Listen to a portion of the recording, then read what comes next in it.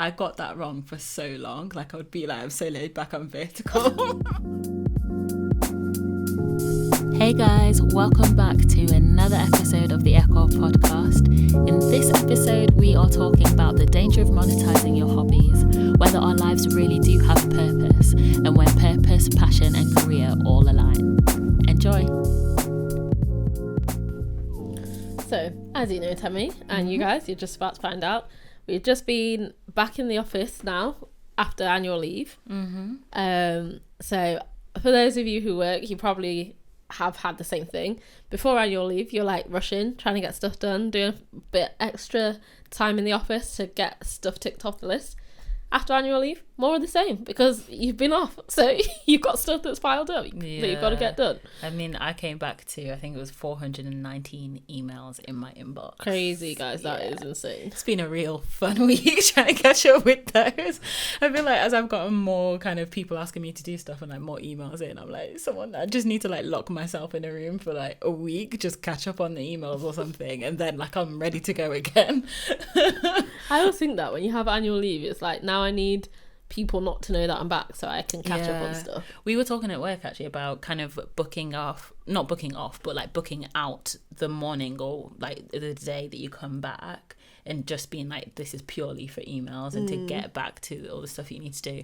And we were talking about this like when I'd come back from annual leave already, and I thought, well, it's a bit late now, but yeah, I think I actually might do that next time. Honestly. Sounds good. Yeah. I leave my out of office on just a little bit longer. I don't leave it for a whole day. But yeah.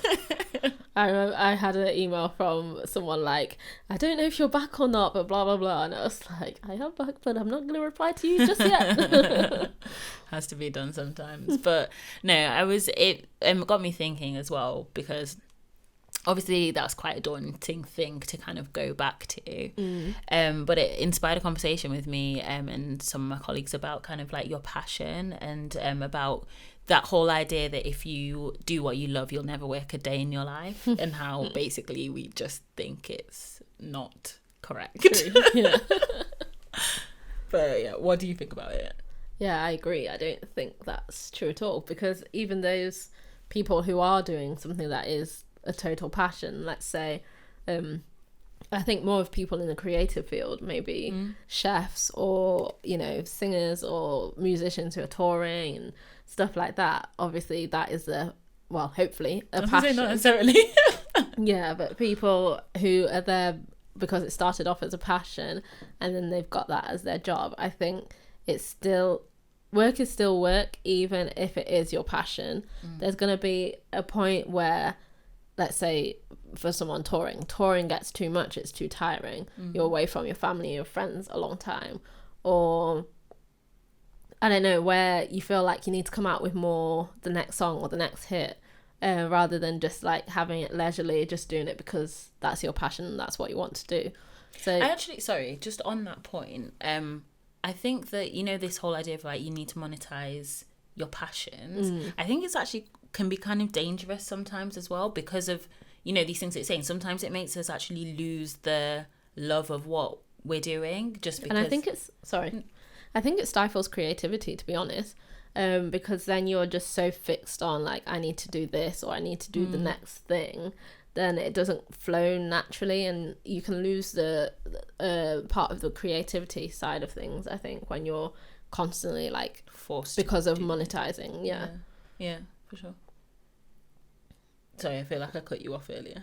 You did, but I feel like I probably finished my point. It doesn't matter anymore. Fair enough. But yeah, I think that you're talking about like kind of the creative field or things that not obviously people's passions, but I think that when you talk about people doing what they love, we often think about, okay, maybe someone who like sings, or I don't know, maybe a like guitarist or a chef or something like that. But actually I think that people have passions for like the kind of more mundane, I guess, jobs. Like people have a passion or a gifting for stuff like accountancy. Yeah, it's true. It's like, it's not necessarily the, you know, shiny.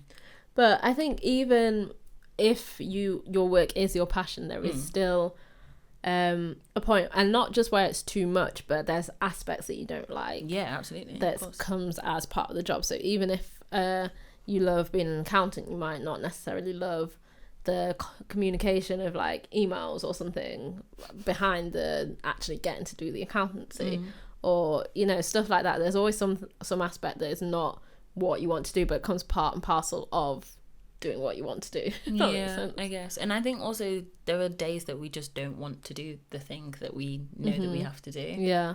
And it's kind of like, well, how... I think that happens regardless. So let's be honest. Some days this week I got up and I thought, don't want to do this. Like, you know. But I don't know why. I just thought that song. I don't want to do this anymore. Yeah. I think it was like Wednesday morning when I just knew how many emails I still had in my thing, and then I opened it up and someone was asking me to do something by like the end of the day, and I was like, you can go to the bottom of the to-do list. Like, absolutely not. But yeah, I do enjoy my job, by the way. I feel like I need to put a disclaimer out there. I love my job.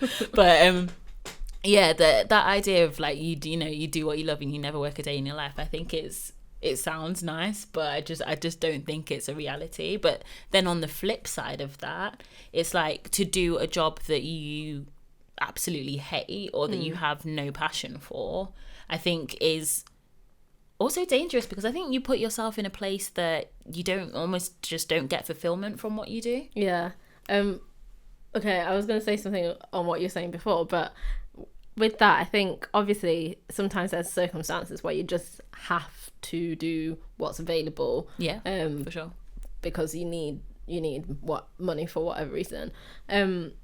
But I think it's so easy to neglect how easily some negativity can really drag your whole spirit down, to be honest. Yeah. Like, that sounds so dramatic, but it's true. Like, just one person in the office who you don't want to encounter, or you like hope that you don't bump into, or something like that, you're constantly thinking like that, even if it's the back of your mind, but it's just bringing you down and bringing your atmosphere down and everything like that. It really drags on you, where you might not even notice until you're out of that situation or removed from it. That's true. And you were saying before that disclaimer, you love your job. So would you say that you love your job because it's a passion, because you feel like it's your purpose, because you're like super fulfilled in it? Why would you say you love your job?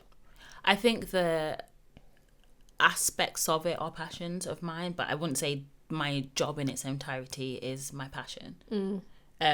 So I work, for example, with in a lot of like strategic relationship type stuff, and like that part of it I really enjoy, because I enjoy looking at how, you know, we as an organisation work with other organisations, and I like that building relationship aspect of it. To be honest, actually, I think that's the best and the worst part of my job, probably, is like the people. It's in like people, just being with people, you know. But yeah, I think like that part of my job, like I really love, but it's not every single aspect of my job that I would say is my absolute passion. And I wouldn't say that I have like a burning desire to, you know, do what I'm doing like forever or anything like that. But I do enjoy my job, and I like the challenge that it gives me, I think, as well. Was I saying on the previous episode that I don't know, but anyway, I really enjoy kind of like learning more about myself, and I like putting myself in positions. No, I wasn't saying it. I feel like you were on the intro of why we're doing this podcast. I don't know. Anyway, it's either way, I'm gonna say it again, possibly. Yeah, I really enjoy like putting myself in, understanding myself in new contexts, and like kind of seeing myself. I enjoy learning new things, I think is what I'm trying to say. And I enjoy like the challenge and kind of understanding more about myself and learning more about myself, and I like that my job allows me to do that. But yeah, so like I think that I love those aspects of my job. But would I say that my job is my purpose in life? In a sense, yes, but is it my entire purpose? No. But I think that stems back to what purpose is for me. Because I think that often we get attached to this idea that purpose is like that one thing that you were born for. It's that, you know, one thing you were called to do. And it's like, no, I think purpose is made up of those little things that we do, the day in, day out kind of things. Like that all adds up to your purpose in life. I think, agreeing with what you said, our purpose or calling in life is not just one sole thing. I think I remember when I had graduated from university and I was looking for my first job, like to step into my career, and I was like, oh, I had put so much pressure on myself of trying to find the perfect start, because like, oh, this is my career, it needs to fulfill my purpose, it needs to be my calling in life, this is what I'm here for. Actually, that's not true. Yeah, my waking hours of the day are mainly spent at work, so it's got to be something that I can not necessarily have to love, but like to like enough to keep being motivated in it. And yeah, I think you get different things from work. So obviously you get the rewards or benefits, maybe that's monetary, maybe that's relationships, maybe that's whatever, and you get the kind of motivation or the learning and that side of things. There's different aspects of work, but basically something needs to be able to kind of keep you there, and not just like out of resent or something like that, but like you want to, in some ways or some parts of your job, want to be working there. That was a tangent to what I was going to say or wanting to say, and now I've forgotten what that is, so so never mind. Yeah, it was about calling and purpose. And so yeah, when I graduated, that's what I was like, oh my gosh, I need to find my calling or my purpose. But I've come to realize that is not how purpose works. I think there's different purposes in different seasons of your life, different purposes in different aspects of your life. There's even like a day-to-day, like what is my when people say, is your job the thing that gets you out of bed or whatever, like, well, it gets me out of bed because I have to be there. It's not like I've got to spring my step, like, can't wait to get to work, especially now that it's like downstairs. I can't wait to get downstairs and like sit at my laptop working from home. But yeah, I think it's like, so before I found my job, it was like some time of, I traveled a little bit, and then I was just like, so I don't have anything to do, and I'm just like basically bumming around the house, which is fine for a little bit. And then after that you get to a bit of like, okay, I need to do something. Me personally, I can get very demotivated very quickly if I don't have a specific thing that I'm doing or something that's actually getting me out of bed, other than like, oh well, I should get up now, like trying to challenge myself of like, can I make sure I'm waking up at 9 a.m. every day? For what? No reason, just because, whatever, that might be good to be live, Tony. Yeah. So I think that's it, like purpose, calling, whatever you want to call it, is not necessarily just one thing. I think there's kind of an overarching theme or purpose, but I think is in lots of different things. So going back to what I was saying before about something that needs to keep you in your job, I think it reminds me of something that I saw years ago, a friend shared on Facebook, and it's I've since found out it's a book, the Japanese secret to a long and healthy life, or something along those lines. But the term is ikigai, find your reason for being. And so basically it's a Venn diagram, which we'll put up on YouTube if you guys are watching, and you'll actually probably see it on our like Instagram or our socials. So basically it's a Venn diagram that's overlapping 4 different things. So what you really love, what you're really good at, what you can get paid for, and what the world needs. And it shows that the intersections between those different things are, like what they are. So, for example, what you're good at and what you really love is a passion. What you're good at and what you're paid for is a profession. What you really love and what the world needs is a mission. And then what you're paid for and what the world needs is a vocation. And then it goes into more depth of like where they overlap further between 3 of them. What's the thing that's missing between all of them, and then the golden spot is like right in the middle with all 4 overlapping. And I think that's really interesting because it makes you, it made me think more about like, what are those things for me that are in those different sections, and obviously what I'm good at and what I'm paid for. It says here's a profession, so okay, well, what in my job am I good at? And obviously I'm paid for doing my job, so I'm paid for all of it. But And then it really intrigued me about what you're paid for and what the world needs being a vocation.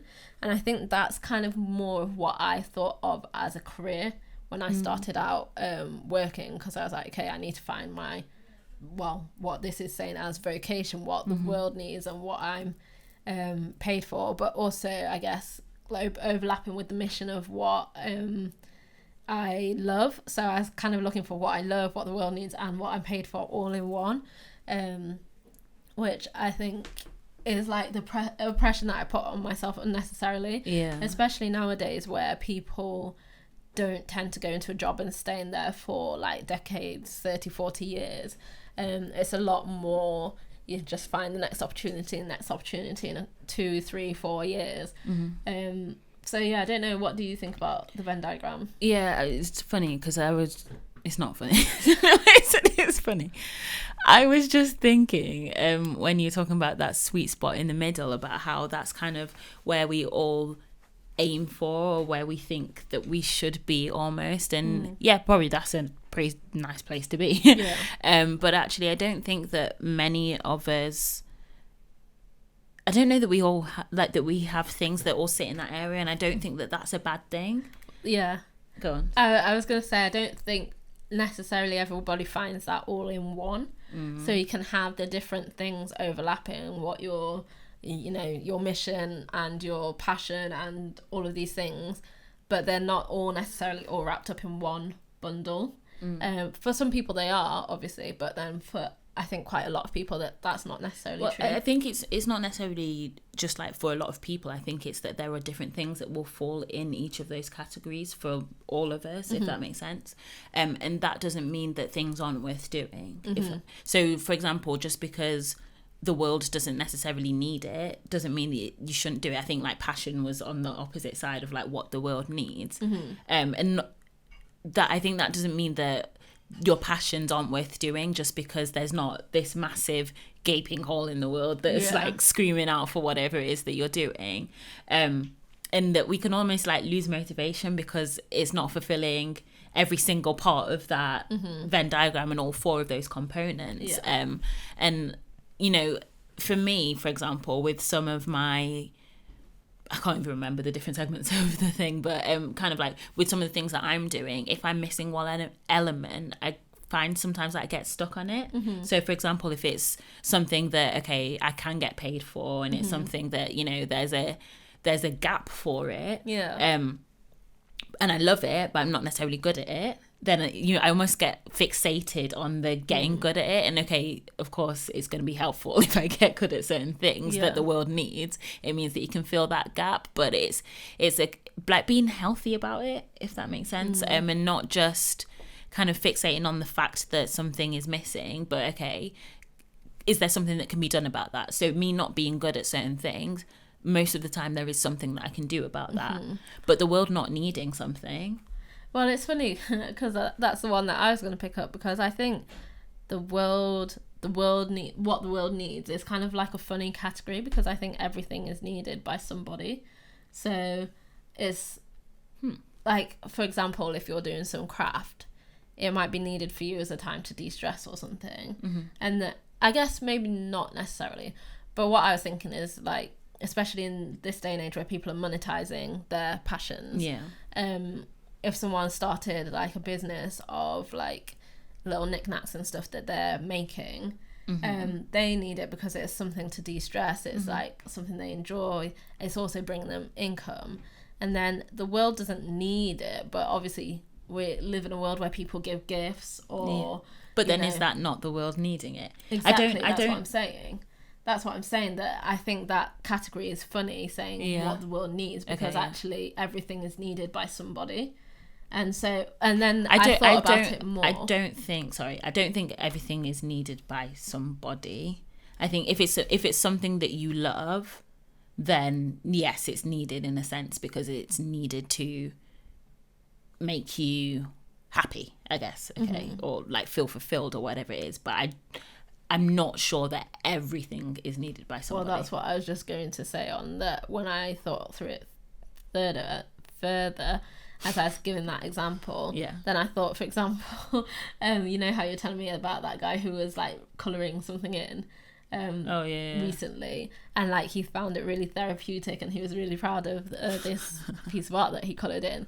Like, at the end of the day, to be honest, I don't know what happened to that. I don't think it's being framed. I don't know. Like, definitely being framed and hanging by his bedside table. But, you know, I'm like... joking. I don't know. But, you know, how people, for example, get those colouring books and then at the end of the day, it's probably thrown away or something. It's not necessarily given to somebody. So it might be not needed by somebody else, if that makes sense. But... at the end of the day, that still was needed for that person to de-stress and relax. So, I don't know. It's just the Venn diagram, but I think that what the world needs is an interesting category.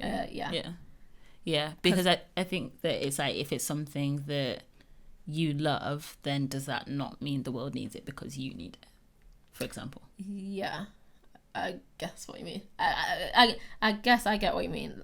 But equally, everybody in the world makes up the world. That's the point that I'm making. I think, I was thinking that with craft kind of stuff or creative stuff, sometimes I'm deterred by creativity, and this kind of off on a tangent. I'm deterred by creating stuff because I'm thinking, well, what's the end point of this? Because I'm just creating more that is not needed, and then it's like either going rubbish or like, how can it be recycled? Not necessarily like, what's the point of me making more rubbish for the world just because I want to do so? But is that not partly because of how you view the stuff that you're making? If as in you said rubbish for the world, if you thought the stuff that you're making was incredible, would you still view it in the same way? Well, no, but it's like, for example, paintings. They're a masterpiece, they're beautiful, whatever, but there's so many paintings in the world, and to get to a point where you think this is incredible, you also have to do loads of drafts, loads of edits, loads of practicing, which you're going to throw away. Like, I don't know, one of the most famous painters that they've all just gone blank from my head right now. Like, he must have done loads of had loads of sketchbooks, things like that. Was the point of that not that he got good? Is that not the purpose of it? Which is like where it's kind of funny about me with creativity of like, oh, I don't want to just produce rubbish, but I want to be good, but obviously practice makes perfect, so you need to get to that point. I don't know why I went on this tangent. No, anyway. But I agree, because so for example, I realized recently that I haven't posted on Instagram in like well over a year, probably like a year and a good like 2 months or something. I feel like it's COVID, you know. No, it's not it wasn't even that, but it was just like I felt like I was just putting stuff out, and it was just part of it was just a really and truly who cares. But were you just yawning? I thought I was gonna let that slide, but okay, don't worry. It just made me laugh because you were just go back and see me yawning. So stuff. You were just trying to hide it. I wasn't up behind the mic. Hopefully people can see. Never mind. Now I'm gonna have to go and see that. Thanks. Anyway, like part of it was just kind of a who cares, but also it just felt like I was just putting meaningless stuff out there that I was just like, I just don't need to put things out. Almost in a sense of like, partly that people aren't going to miss this, but also it's like I want to produce things for this world that not necessarily make a difference, and not everything has to have an impact. Sometimes I just want to put a picture up because I like the picture. And anyway, things have an impact even if it's not a specific impact. But... yeah, for sure. But it's like I kind of just felt like I was just putting things out for the sake of putting things out, that actually it's like what is the purpose of this? And I'm not saying that every post has to, you know, carry some deep meaning or something like that, and like I wouldn't want my Instagram to be full of that. But it's just like, I don't know, I just really felt kind of not convicted about it, but I was just kind of a bit like, what's the point in it? And I think that that's really interesting about the society we live in today, where it's like we feel that we have to constantly produce things. You know, social media, for example, means that we're constantly trying to put content out, whatever like shape that takes, whether it's just tweeting stuff. But it's kind of like, do you get what I'm saying? Like, it's a balance between kind of what is the meaning of this versus I just want to put stuff out. Like, is it wrong to just put stuff out? I don't know. I don't think so, but I think it's the reason behind why you want to put it out, because I think subconsciously some people just want to put things out because they want to keep up an image, or because it's the done thing or whatever, versus like, oh, no matter what was going on around me, no matter what other people were posting, etc., this is what I would want to put out there. Yeah, I think in your subconscious you still have something that's like the motivating factor of I just want to put it out there, and actually that's where the like that's where it comes in. Interesting. Anyway, bring it back. Back to the purpose and the passion and all that. So talking about passions as well is, I think that, you know, our passions kind of not fuel our purpose, but it's almost like the things that we're passionate about, they so often point to our purpose. And I think that that's like, they all tie in together, like passion and purpose, that you know, we all have different things that we're super passionate about. So you know, Tony, you were talking about kind of like having an overarching purpose, and like, I mean, like, we as humans, obviously, like, we surely have like an overarching purpose for our species being here, but also that like we as why are you laughing? Just the way you put it, an overarching purpose for our species being here. People were made for a reason is what I'm trying to say. To be part of the ecosystem, part of the circle of life. I'm not sure that's what I was thinking, really, to be honest, but okay. But like, in terms of us having our own individual purpose, if you like, I mean, I feel like we've both kind of spoken about the fact that we don't just one, but we don't quite buy into that, really. But I think that our individual that's a talent, guys. Individual. Our individual passions, those are the things that build, I guess, our purpose, and those are the things that direct us to, you know, what I was going to say, what we were born to do, but I really don't believe that, so I don't know why I was going to say that. I think it's what makes us live life to the fullest, if that makes sense. Yeah. Because I was just thinking about like something that I'm passionate about, which is learning languages and learning about language acquisition.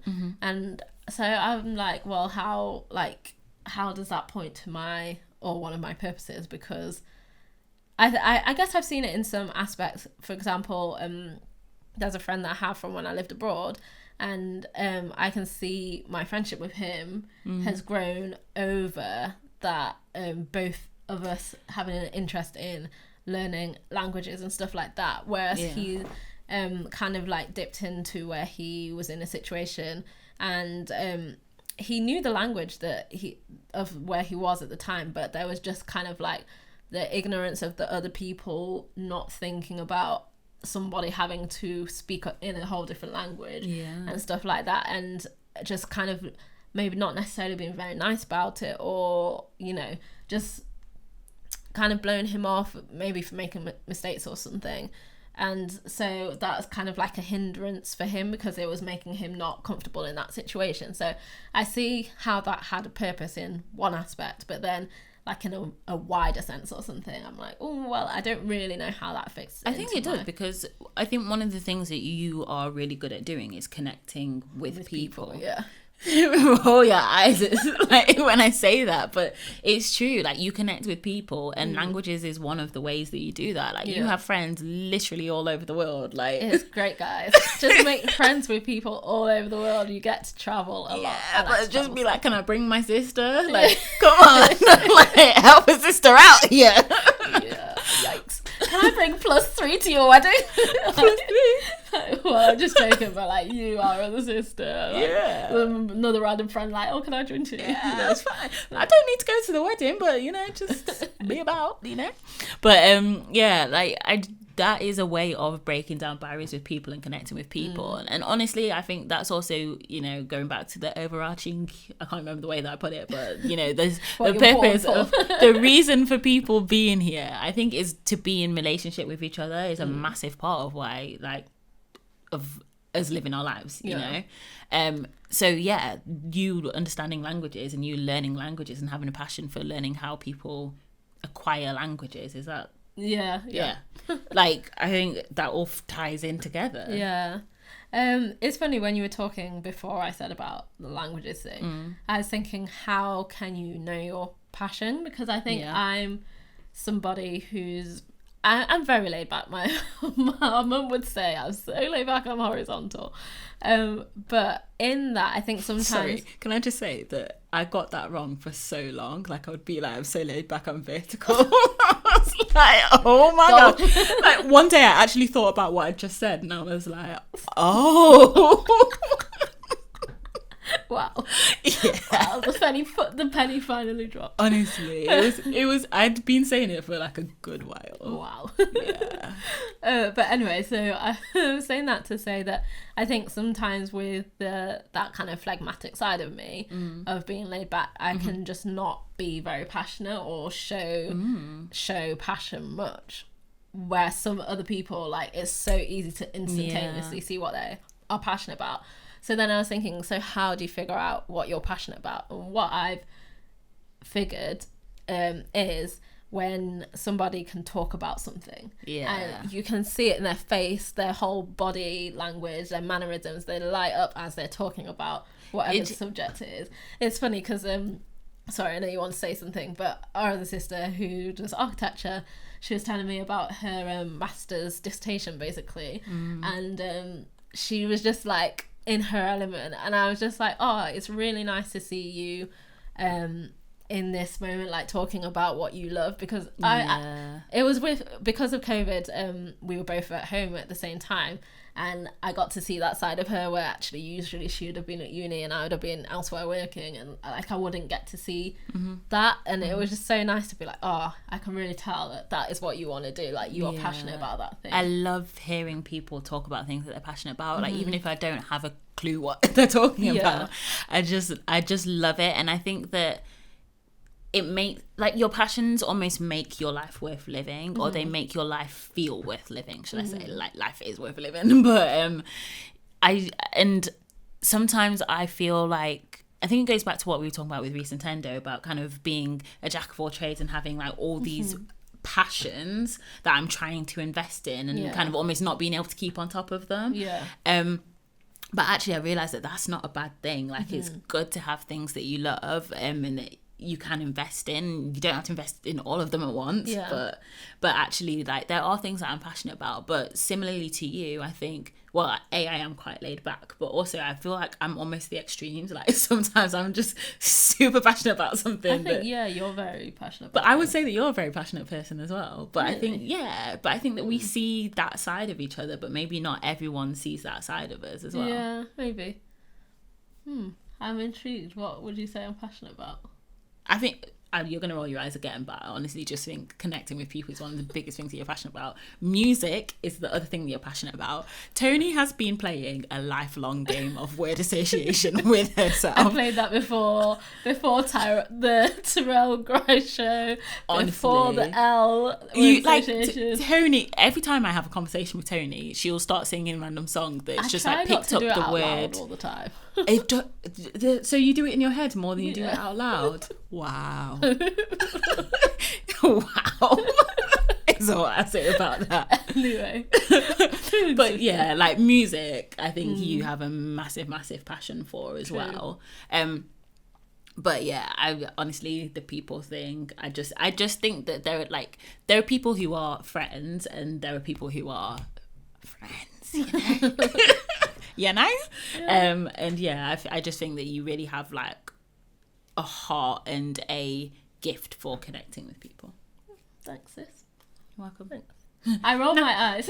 I was about to be like, now do me. I was just gonna say, I roll my eyes because people always say that, like, oh, you're really good at connecting with people, and it's just like, oh yeah, thanks. But actually, I think that often the things that we're good at, we almost don't recognize that it's a thing because it's just natural for us. Very true. Like, I think that that's the with the friendship, connecting with people thing. Yeah.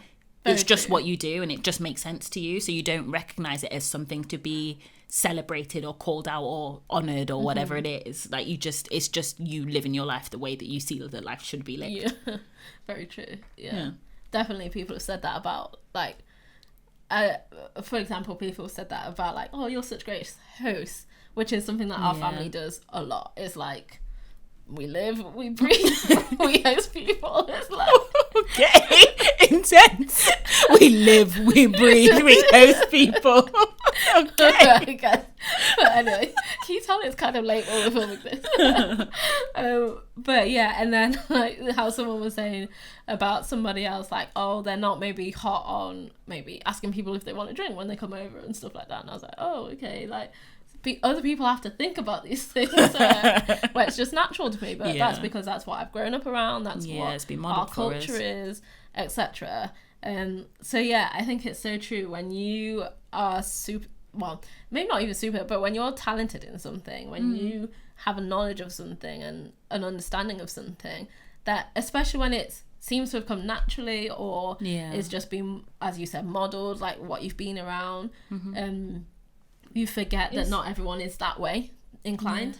Like even earlier today, I was at lunch with my friends, and basically this conversation came up, and I was kind of like, I don't feel like it's a dinner table conversation, and everyone's, well, not everyone, but like my friend next to me was kind of like, oh, it's fine, like, I don't mind talking about it. And I was like, I don't mind talking about it either, but I just recognize that some people might not want to talk about a gross topic over food.